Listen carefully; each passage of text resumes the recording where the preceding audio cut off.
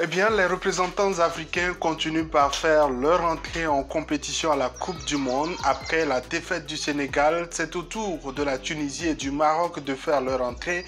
Le Maroc et la Tunisie, Aigle de Carthage et Lion de l'Atlas ne sont pas tombés. Ils ont plutôt tenu en échec leurs adversaires. Match nul, mais qui reste positif, à mon avis.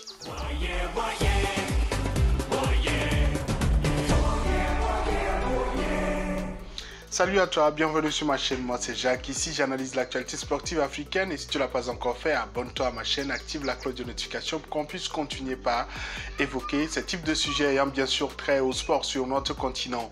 Après la sortie ratée du Sénégal, la Tunisie a également disputé son premier match mardi et puis également le Maroc a disputé son premier match ce mercredi avec match nul 0 but partout face à la Croatie, une grande Croatie citée parmi les grands favoris ou parmi les outsiders de cette compétition, finaliste de la dernière Coupe du Monde et qui rêve également de pouvoir cette fois-ci soulever le trophée.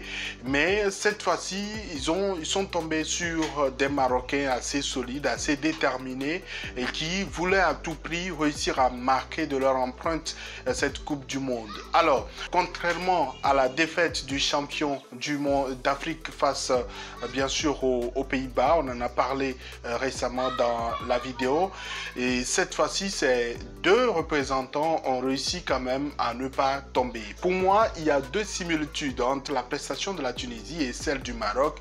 La similitude, c'est beaucoup plus l'engagement, la détermination, le fait de ne pas trembler face à un gros adversaire. Il y a beaucoup de détermination quand on voit les joueurs évoluer, que ce soit ceux de la Tunisie ou encore du Maroc. C'est vrai qu'il y a eu également pratiquement la même chose au niveau du Sénégal, mais c'est beaucoup plus le manque d'efficacité qu'on avait relevé lors de la précédente vidéo par rapport au Sénégal. Cette fois-ci, est-ce qu'on va dire que les Tunisiens ont manqué de réalisme ou encore au niveau des Marocains, ils ont également manqué de réalisme? Je ne pense pas, parce que les adversaires étaient quand même de niveau et il fallait déjà sécuriser les arrières.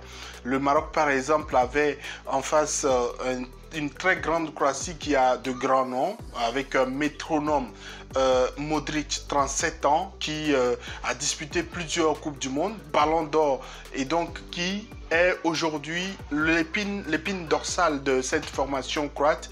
Mais ce mercredi, la sélection marocaine, les Lions de l'Atlas, ont réussi à pouvoir contrer tous ces grands noms, à pouvoir également jouer. J'ai quand même un pincement de cœur au niveau de la prestation d'Hakim Ziyech, qui, ma foi, s'il avait bénéficié d'un temps de jeu assez conséquent en club, allait pouvoir permettre à son côté également de proposer beaucoup plus de dangerosité au niveau des velléités offensives. Mais on s'est rendu compte qu'on était quand même en face d'un joueur qui était vraiment en manque de temps de jeu et qui avait besoin peut-être de beaucoup de minutes ou de plusieurs rencontres pour pouvoir monter en volume. Sauf qu'en Coupe du Monde, pour pouvoir continuer par rêver, il faut réussir 3 premiers matchs, les matchs de poule. Et si vous ne réussissez pas ces 3 premiers matchs, ça veut dire que vous rentrez à la maison. Est-ce que Hakim Ziyech reviendra en forme seulement après l'élimination du Maroc? On espère que ça ne puisse pas arriver parce que oui, il y a eu de la solidité au niveau de la défense, surtout avec la bonne prestation du gardien Bounou. C'est pour moi l'une des satisfactions, comme de l'autre côté lors de la rencontre de la Tunisie, on a vu également la solidité et déjà l'audace du sélectionneur pour moi, en mettant sur le banc Wabi Kaziri qui cristallisait les attentions et ce qui a permis à tous les autres joueurs de pouvoir se libérer, de pouvoir se donner à fond. C'était les joueurs également qui étaient en forme à ce moment-là et qui ont réussi à pouvoir porter les Lions, les Aigles de Carthage à un niveau important. Maintenant, au niveau des Lions de l'Atlas, je pense qu'ils peuvent même regretter d'avoir laissé passer l'occasion, mais le plus important, c'est de prendre ce résultat avant d'espérer la prochaine rencontre face à la Belgique et au Canada. Sinon, c'est un résultat presque positif pour les deux représentants africains. Il y a eu de l'engagement, de la détermination. C'est ce qu'on demande justement aux représentants africains. Ne tremblez pas parce que vous êtes face à de grands noms. Ne tremblez pas parce que vous êtes face à une grande nation qui a peut-être son passé.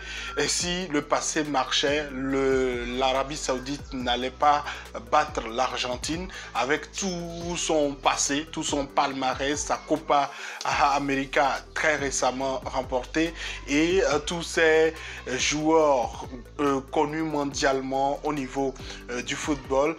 Alors, est-ce que selon toi, ce sont ces aspects qui ont permis à la Tunisie et au Maroc de pouvoir réussir les rentrées et éviter une défaite comme ce à quoi on a assisté dans le cas du Sénégal? Est-ce que ces deux sélections, le Maroc et la Tunisie, ont selon toi la possibilité ou des chances de se qualifier pour le prochain tour? Est-ce que pour toi, le Togo, l'Afrique a la possibilité de placer plusieurs de ses représentants au prochain tour? Ce sont ces aspects importants sur lesquels je voudrais écouter ton avis. Laisse-moi un commentaire. Si tu ne l'as pas encore fait, abonne-toi à ma chaîne, active la cloche de notification pour qu'on puisse continuer par être nombreux à commenter les prestations de nos représentants. À la prochaine.